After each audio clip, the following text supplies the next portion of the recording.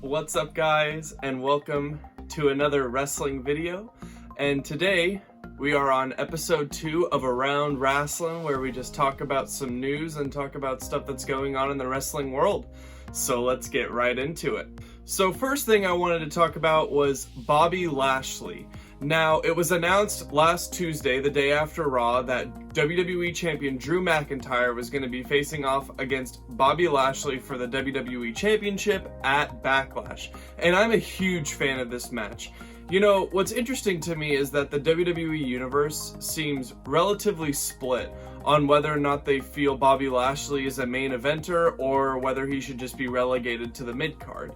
But for me, I really enjoy Bobby Lashley. I think he's a good wrestler, and I think especially his run in TNA made him look like a really competent main event wrestler. Now, that's not to say that I believe that Bobby Lashley should win the title at Backlash. I think Drew McIntyre is putting in some really awesome work on Raw, and I think he should continue to be the champion.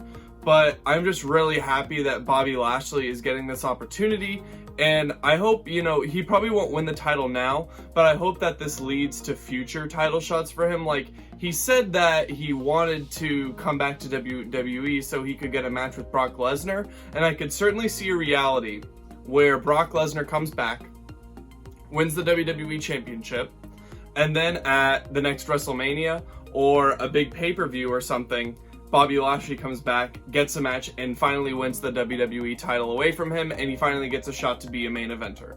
So, I'm not saying for sure that the guy is a main eventer. I think he's a great talent, but I think he needs to be given the chance at a championship run for us to really evaluate, and I don't think they really have anything to lose by giving up on him.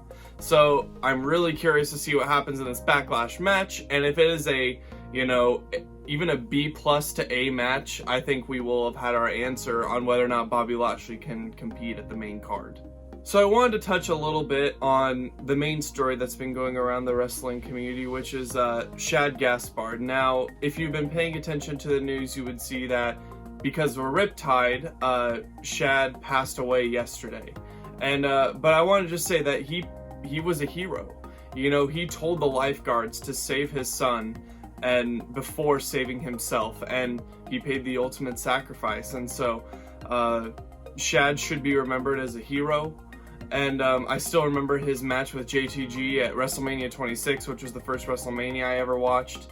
And obviously my prayers are with Shad's family and his son.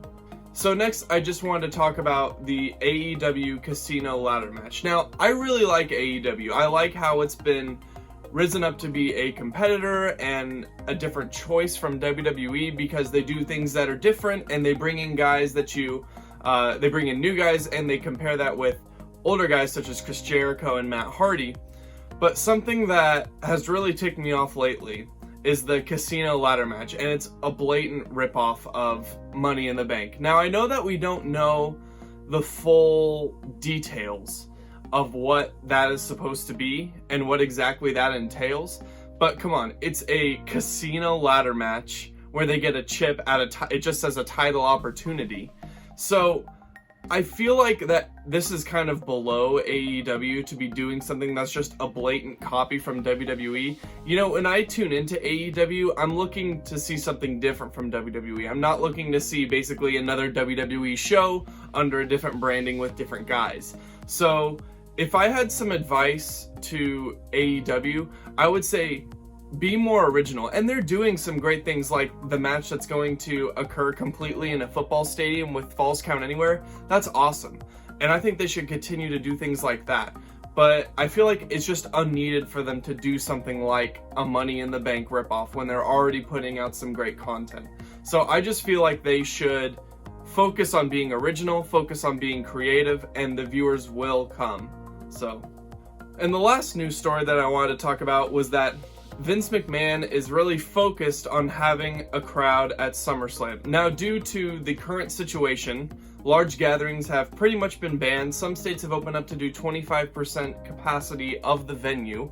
But obviously, Vince McMahon really wants there to be a crowd at SummerSlam. But the interesting thing is the Boston mayor has said, no, we're not going to be doing any large crowds until 2021.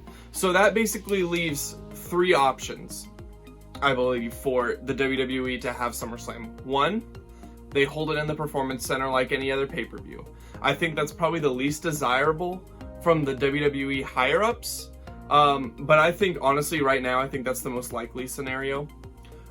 Two, they try to find another venue, hold it at the same time, but go 25% capacity. Now, we don't know where that might be. It could be Florida, it could be Georgia. Those are the two places that I think have the most possibility, but I think Florida more so.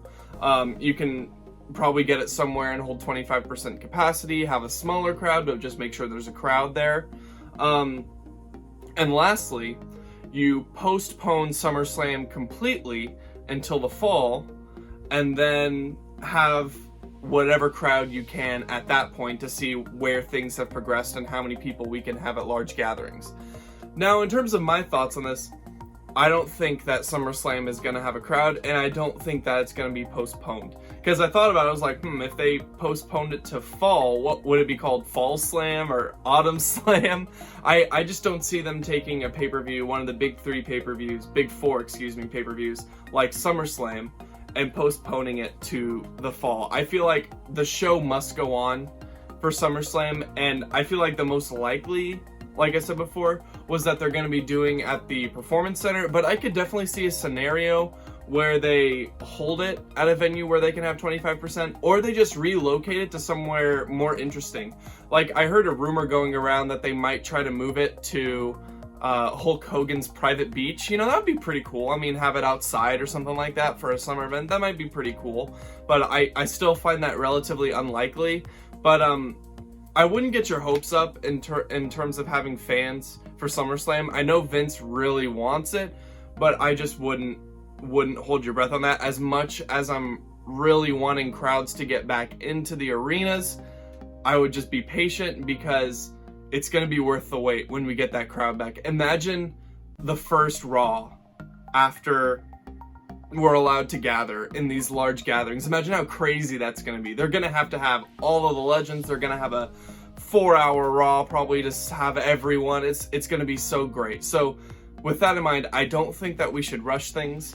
I think that, and once we do get those crowds in, it's going to be lit. So we gotta, I think we should let that happen with a bang, and we should just be patient. And that's all I got today for Around Wrasslin.